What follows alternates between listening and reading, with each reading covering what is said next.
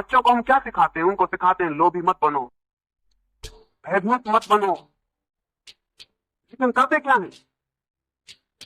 पूरे वक्त लोभ सिखाते हैं, पूरे वक्त भय सिखाते हैं।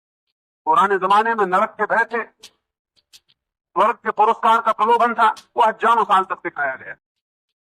पूरे प्राण ढीले कर दिए गए आदमी के, भय और लोभ के सिवाय उसमें कुछ भी नहीं बचा है।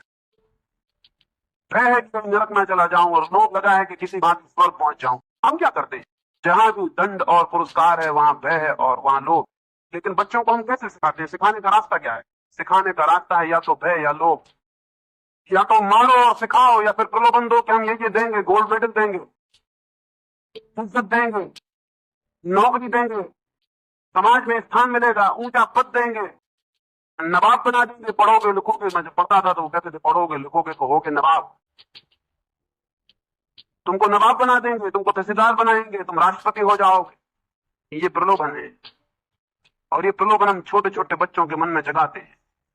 हमने कभी उनको सिखाया क्या कि तुम ऐसा जीवन बसर करना कि तुम शांत रहो, आनंदित रहो? नहीं, हमने सिखाया तुम ऐसा जीवन बसर करना कि तुम ऊंची से ऊंची कुर्सी पे पहुंच जाओ, तुम्हारी तनख्वाह बड़ी से बड़ी हो जाए, तुम्हारे कपड़े अच्छे से अच्छे हो जाएं, तुम्हारा मकान ऊंचा से ऊंचा हो जाए। नहीं सिखाया। हम हमेशा ये सिखाया कि तुम लोभ को आगे से आगे खींचना, क्योंकि लोभ ही सफलता है, और जो असफल है उसके लिए कोई स्थान है? इस पूरी शिक्षा में असफल के लिए जब कोई स्थान नहीं है, असफल के प्रति कोई जगह नहीं है, और केवल सफलता की धुन और ज्वर हम पैदा करते हैं, तो फिर स्वाभाविक है कि सारी दुनिया में जो सफल होना चाहता है वो जो बन सकता है करता है, क्योंकि सफलता आखिर में सब छिपा देती है। एक आदमी किस भांति चपरासी से राष्ट्रपति बनता है, एक दफा राष्ट्रपति बन जाए तो फिर कुछ पता नहीं चलता है कि वो कैसे राष्ट्रपति बना, कौन सी तिकड़म से, कौन सी शरारत से, कौन सी बेईमानी से, कौन से झूठ से, किस भांति से राष्ट्रपति बना। कोई जरूरत अब पूछने की नहीं, ना दुनिया में कभी कोई पूछेगा, ना पूछने का कोई सवाल उठेगा। एक दफा सफलता आ जाए तो सब पाप छिप जाते हैं और समाप्त हो जाते हैं। सफलता एकमात्र सूत्र है। तो जब सफलता है एकमात्र सूत्र है, तो मैं झूठ बोल के क्यों ना सफल हो जाऊं? बेईमानी करके क्यों ना सफल हो जाऊं?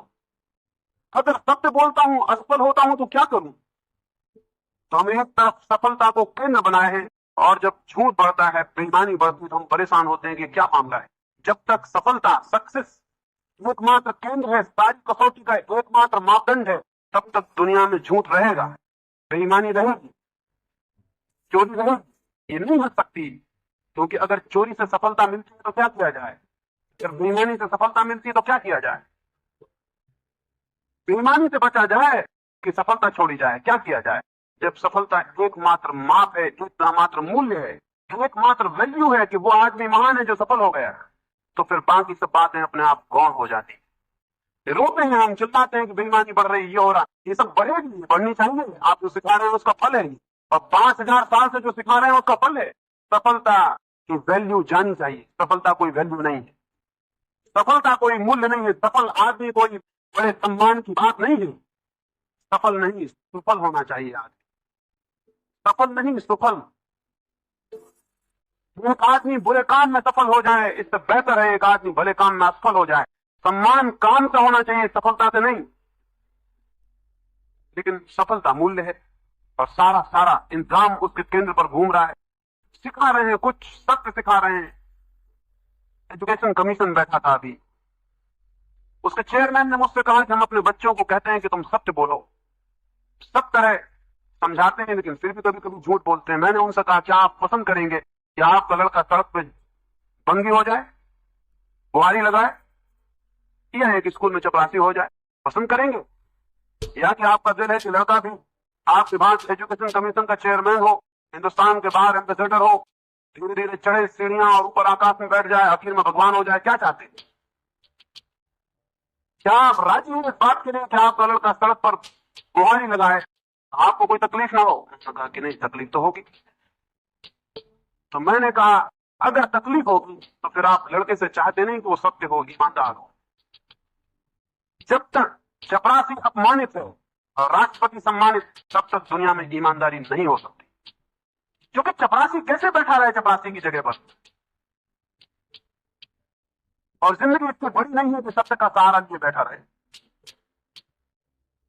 और जब असत सफलता लाता हो, कौन पागल होगा उसे छोड़ दे? और न केवल आप मानते हैं, बल्कि मामला कुछ ऐसा है कि आपने जिस भगवान को बनाया हुआ है, जिस स्वर्ग को, वो भी उन्हीं सफल लोगों को मानता है। चपरासी मरता है तो नरक की जाने की संभावना, राष्ट्रपति कभी नरक नहीं जाते, उसी के स्वर्ग चले जाते हैं। वहां भी सिक्के यही लगा के रखे हुए हैं, वहां भी जो सफल है वही। तो फिर क्या होगा? सफलता का केंद्र खत्म करना होगा। अगर बच्चों से आपको प्रेम है और मनुष्य जाति के लिए आप कुछ करना चाहते हैं, तो बच्चों के लिए सफलता के केंद्र को हटाइए, सफलता के केंद्र को पैदा करिए।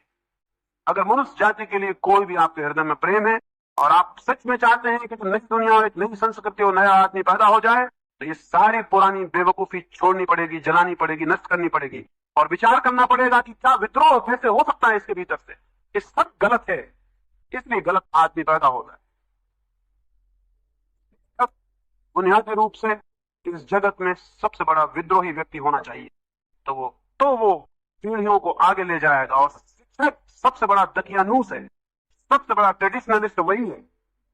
कोई दोहराया जाता है पुराने कचरे को। क्रांति शिक्षक में होती नहीं। आपने कोई सुना कि शिक्षक कोई क्रांतिपूर्ण हो? शिक्षक सबसे ज्यादा दकियानूस, सबसे ज्यादा ऑर्थोडॉक्स, तो इसलिए शिक्षक सबसे खतरनाक। समाज उससे हित नहीं पाता। शिक्षक को होना चाहिए विद्रोही। कौन सा विद्रोह है? मकान में आग लगा दें आप या कुछ और कर दें, या जाके ट्रेनें उलट दें या बसों में आग लगा दें, उसको नहीं कह रहा हूं, कोई गलती से वैसा ना समझ ले। मैं कह रहा हूं कि हमारे जो मूल्य हैं, हमारी जो वैल्यूज हैं, उनके बाबत विद्रोह का रुख, विचार का रुख होना चाहिए कि हम विचार करें कि मामला क्या है। जब आप एक बच्चे को कहते हैं कि तुम गधे हो, तुम ना समझ हो, तुम बुद्धिहीन हो, देखो उस दूसरे को वो कितना आगे है, तब आप विचार करें कि ये कितने दूर तक ठीक है और कितने दूर तक सच है। क्या दुनिया में दो आदमी एक जैसे हो सकते हैं? क्या ये संभव है कि जिसको आप गधा कह रहे हैं ये वैसा हो जाए जैसा कि जो आगे खड़ा है? क्या ये आज तक संभव हुआ है? आदमी जैसा है, अपने जैसा है, दूसरे आदमी से कंपैरिजन का कोई सवाल ही नहीं। किसी दूसरे आदमी से उसकी कोई कंपैरिजन नहीं, कोई तुलना नहीं। छोटा कंकड़ है वो छोटा कंकड़ है, बड़ा कंकड़ है वो बड़ा कंकड़। छोटा पौधा है वो छोटा है, बड़ा पौधा है बड़ा पौधा है। एक घास का फूल है वो घास का फूल है, गुलाब का फूल है गुलाब का फूल। प्रकृति का जहां तक संबंध है, घास के फूल पर प्रकृति नाराज नहीं है और गुलाब के फूल पर प्रसन्न नहीं है। घास के फूल को भी प्राण देती है उतनी खुशी से जितने गुलाब के फूल को देती है। और मनुष्य को हटा दें तो घास के फूल और गुलाब के फूल में कौन छोटा है कौन बड़ा है? कोई छोटा और बड़ा? घास का तिनका और बड़ा भारी चीड़ का दरख्त, तो ये महान है और ये घास का तिनका छोटा है, तो परमात्मा कभी का घास के तिनकों को समाप्त कर देगा। चीड़ चीड़ के दरख्त रह जाते दुनिया नहीं। लेकिन आदमी की वैल्यूज गलत है। यह आप स्मरण रखें। इस संबंध में मैं आपसे कुछ गहरी बात कहने का विचार रखता हूं, वो ये कि जब तक दुनिया में हम एक आदमी को दूसरे आदमी से कंपेयर करेंगे, तुलना करेंगे, तब तक हम एक गलत रास्ते पर चले जाएंगे। वो गलत रास्ता यह होगा कि हम हर आदमी में दूसरे आदमी जैसे बनने की इच्छा पैदा करते हैं, जबकि कोई आदमी किसी दूसरे जैसा न बना है और न बन सकता है। राम को मरे कितने दिन हो गए? क्राइस्ट को मरे कितने दिन हो गए? दूसरा क्राइस्ट क्यों नहीं बन पाता? और हजारों क्रिश्चियन कोशिश में तो 24 घंटे लगे हैं कि क्राइस्ट बन जाए, और हजारों हिंदू राम बनने की कोशिश में, हजारों जैन बुद्ध महावीर बनने की कोशिश में लगे। बनते क्यों नहीं एक आदमी? विकास दूसरा क्राइस्ट, दूसरा महावीर पैदा क्यों नहीं होता? क्या इससे आंख नहीं खुल सकती आपकी? मैं रामलीला के रामों की बात नहीं कह रहा हूं, रामलीला में बनते हैं राम, यहां आप समझने की उनकी चर्चा कर रहा हूं। कई लोग राम बन जाते हैं, वैसे तो कई लोग बन जाते हैं। कई लोग बुद्ध जैसे कपड़े लपेट लेते हैं, बुद्ध बन जाते हैं। कोई महावीर जैसा कपड़ा लपेट लेता है या नंगा हो जाता, महावीर बन जाते हैं। उनकी बात नहीं कर रहा, वो सब रामलीला के राम, उनको छोड़ दें। लेकिन राम कोई दूसरा पैदा होता है? क्या आपको जिंदगी में भी पता चलता है कि एक आदमी जैसा दूसरा आदमी कहीं हो सकता है? एक कंकड़ जैसा दूसरा कंकड़ भी पूरी पृथ्वी पर खोजना कठिन है। एक जड़ कंकड़ जैसा। यहाँ हर चीज यूनिक है, हर चीज अद्वितीय है। और जब तक हम प्रत्येक अद्वितीय प्रतिभा को सम्मान नहीं देंगे, तब तक दुनिया में प्रतियोगिता रहेगी, प्रतिस्पर्धा रहेगी, तब तक दुनिया में मारकाट रहेगी, तब तक दुनिया में हिंसा रहेगी, तब तक दुनिया में सब बेईमानी के उपाय करके आदमी आगे होना चाहेगा, दूसरे जैसा होना चाहेगा। और जब हर आदमी दूसरे जैसा होना चाहता है तो क्या फल होता है? फल यह होता है, अगर एक बगीचे में सब फूलों का दिमाग फिर जाए, या बड़े बड़े आदर्शवादी नेता वहां पहुंच जाएं, या बड़े बड़े शिक्षक वहां पहुंच जाएं और उनको समझाएं कि देखो चमेली का फूल चंपा जैसा हो जाए, चमेली का फूल चंपा जैसा, चंपा का फूल जूही जैसा, क्योंकि देखो जूही कितनी सुंदर है, और सब फूलों को अगर पागल बना जाए, हालांकि आ नहीं सकता क्योंकि आदमी से पागल फूल नहीं है। आदमी से ज्यादा जाता उनमें नहीं है कोई चक्कर में पड़ जाए शिक्षकों के, उपदेशकों के, सन्यासियों के, साधुओं के, आदर्शवादियों के चक्कर में कोई फूल ना पड़ेगा। लेकिन फिर भी समझ लें, कल्पना कर लें कि कोई आदमी पहुंच जाए और समझाया उनको और उनको ये चक्कर आ जाए और चमेली का फूल, चंपा का फूल होने लगे, तो क्या होगा उस बगिया में? उस बगिया में फूल फिर पैदा ना होंगे, उस बगिया में फिर फूल पैदा नहीं हो सकते, उस बगिया में फिर पौधे मुरझा जाएंगे, मर जाएंगे। क्यों? क्योंकि चंपा लाख उपाय करे तो चमेली नहीं हो सकती। वो उसके स्वभाव में नहीं, वो उसके व्यक्तित्व में नहीं, वो उसकी प्रकृति में नहीं। चमेली तो वो चंपा हो ही नहीं सकती। लेकिन क्या होगा?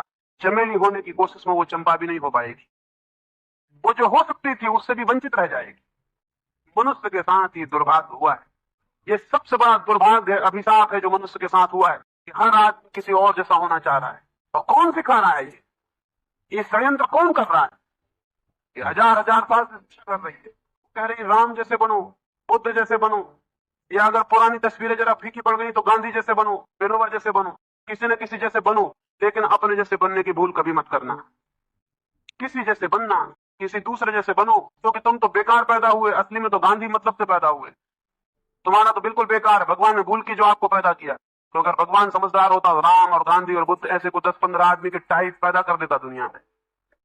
यह अगर बहुत ही समझदार होता, जैसा कि सभी धर्मों के लोग बहुत समझदार हैं, तो एक ही तरह का टाइप पैदा कर दे। फिर क्या होता? अगर दुनिया में समझ लें कि 3 अरब राम ही राम हो, कितनी देर दुनिया चलेगी? 15 मिनट में सुसाइड हो जाएगा, तो यूनिवर्सल सुसाइड हो जाएगा। सारी दुनिया आत्मघात कर लेगी, इतनी बोर्डम पैदा होगी राम ही राम को देखने से, सब मर जाएगा एकदम। कभी सोचा सारी दुनिया में गुलाब ही गुलाब के फूल हो जाए, सब पौधे गुलाब के फूल पैदा करने लगे, क्या होगा? फूल देखने लायक भी न रह जाएंगे, उनकी तरफ आंख करने की भी जरूरत न रह जाएगी। नहीं, ये व्यर्थ नहीं है कि प्रत्येक व्यक्ति का अपना व्यक्तित्व है। ये गौरवशाली बात है कि आप किसी दूसरे जैसे नहीं हो, और ये कंपैरिजन की कोई ऊंचा है और आप नीचे हो, नासमझी का है, कोई ऊंचा और नीचा नहीं है। प्रत्येक व्यक्ति अपनी जगह है और प्रत्येक व्यक्ति दूसरा अपनी जगह है। नीचे ऊंचे की बात गलत, सब तरह का वैल्यूएशन गलत है।